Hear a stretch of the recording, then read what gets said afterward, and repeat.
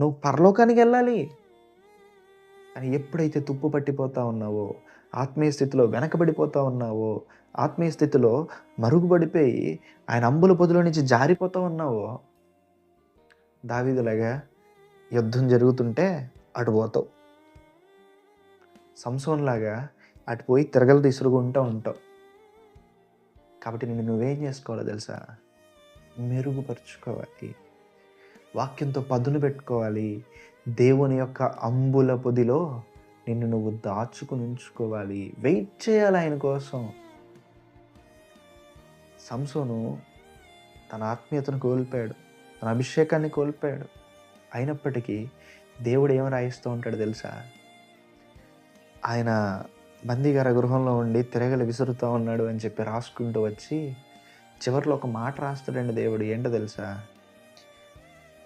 తన వెంట్రుకలు తిరిగి మొలుచుట ఆరంభించను అంటాడు. కారణం తెలుసా? నువ్వు పాపం చేసావు.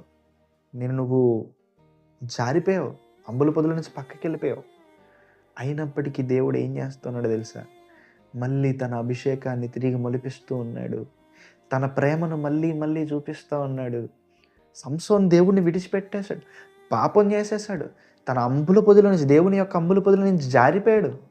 వేశ్య దగ్గరికి వెళ్ళి వేశ్యతో సాంగత్యం చేస్తూ ఉన్నాడు. తన వెంట్రుకలు, తన అభిషేకాన్ని మొత్తాన్ని కోల్పోయాడు. అయినప్పటికీ దేవుడు ఏం చేస్తున్నాడు తెలుసా? మళ్ళీ వెంట్రుకలు మొలిపిస్తూ ఉన్నాడు. కారణం, దేవుడు మళ్ళీ ప్రేమించడం మొదలుపెట్టాడు. దేవుడు మళ్ళీ అభిషేకాన్ని మళ్ళీ తిరిగిస్తూ మొదలుపెట్టాడు.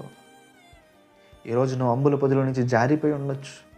కానీ దేవుడు నిన్ను మళ్ళీ తిరిగి తన అంబుల పొదిలో పెట్టుకోవడానికి సిద్ధంగా ఉన్నాడు.